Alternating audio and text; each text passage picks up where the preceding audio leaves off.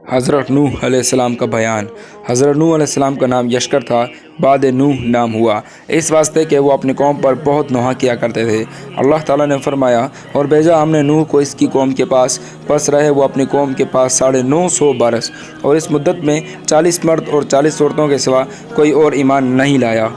अमर इलाही से हज़रत नूह अलैहिस्सलाम हर रोज़ पहाड़ की चोटी पर चढ़कर अल्लाह ताला की तरफ खल्कुल्लाह को दावत और पुकार कर कहते, ला इलाहा इल्लल्लाह व अना रसूलुल्लाह, और इनकी आवाज़ खुदा के हुक्म से मशरिक़ व मगरिब तक पहुँच जाती।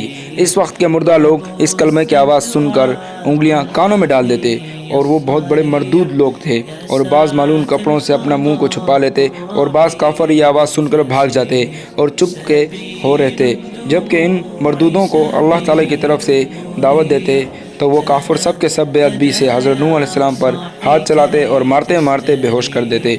और जब वो होश में आते तो फिर पुकार कर बोलते, ए लोगो, तुम कहो खुदा वहदहू ला शरीका है और नूह इसके बहरक रसूल है। और एक रोज़ का जिक्र है कि हज़रत नूह अलैहिस्सलाम के गले में काफिरों ने रस्सी डालकर खींचा, तो इसके सदमे और तकलीफ़ से हज़रत नूह अलैहिस्सलाम 3 रोज़ 3 रातें शदीद बेकरार रहे, फिर भी दावत इल्लाह में बराबर लगे रहे और किसी किस्म की कोताही नहीं की, और अल्लाह के वास्ते तकलीफ़ उठाकर अल्लाह को दावत दिया करते, यहाँ तक कि तूफ़ान की नौबत आ पहुँची। और हज़रत नूह अलैहिस्सलाम ने कहा, बुलाता रहा हूँ मैं अपनी कौम को रात और दिन, मगर मेरे बुलाने से और ज़्यादा भागते ही रहे हैं, और हर रोज़ मुझ पर सवाए जुल्म व सितम के कुछ नहीं करते, और मुझे ना सज़ा ना ज़ेबा ना मुनासिब गलत अल्फाज कहते हैं। और एक दिन का जिक्र है कि हज़रत नूह अलैहिस्सलाम ने अपनी कौम को खुदा की तरफ दावत दी तो काफिरों ने आकर हज़रत नूह अलैहिस्सलाम को ऐसा मारा कि तमाम कपड़े लहूलुहान हो गए।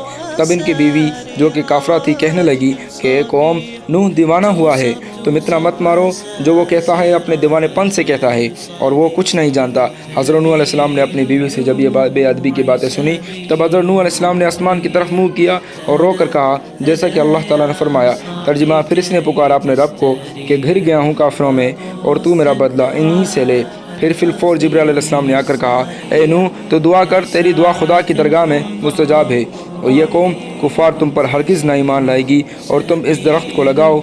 और दूसरा कौल ये है कि जिब्राइल ने एक शाख दरख्त से बेशत से ला कर दी। हज़रत नूह अलैहिस्सलाम ने इस शाख को ज़मीन पर लगाया। जब 40 बरस गुजरे तो वो दरख्त इस कदर बड़ा हुआ कि 600 गज़ लंबा और 400 गज़ मोटा चौड़ा हो गया, और इस 40 बरस के अंदर तमाम बीवियाँ इन काफरों की बांझ थी और नस्ल इनकी मुनक़ता और बाकी अज़ाब इलाही से माज़ूब हुई।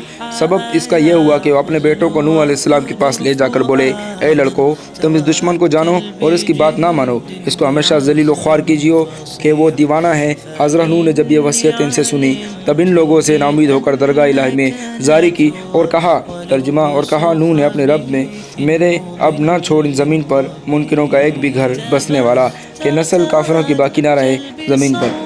तब जिब्राइल अलैहिस्सलाम तशरीफ़ लाए और फरमाया, ए नूह, उस दरख्त से तू एक कश्ती बना।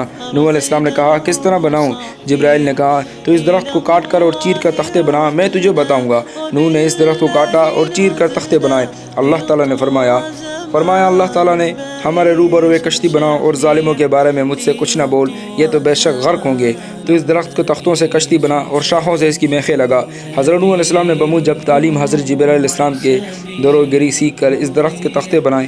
पहले तख्ते का नाम आदम का रखा, और दूसरे तख्ते पर नाम शीस अलैहिस्सलाम का, और तीसरे तख्ते पर नाम इदरीस अलैहिस्सलाम का, और चौथे तख्ते पर नाम हज़रत नूह का, और पाँचवें तख्ते पर नाम मूसा अलैहिस्सलाम का, और छठे तख्ते पर नाम हज़रत सालेह अलैहिस्सलाम का, और सातवें तख्ते पर नाम इब्राहीम। और इस तरह 1,24,000 तख्ते नाम से 1,24,000 पैगम्बरों के निकाले, यानी हर तख्ता पर एक एक पैगम्बर का नाम लिखता, और आखिर तख्ते पर नाम हज़रत मोहम्मद सल्लल्लाहु अलैहि वसल्लम का था, जो खातिमुल अंबिया हैं। हज़रत नूह अलैहिस्सलाम ने जिब्राइल अलैहिस्सलाम की तालीम से कश्ती बनाई। तवील इस कश्ती का हर गज़ 1000 गज़ और अर्ज़ इसका 400 गज़ था।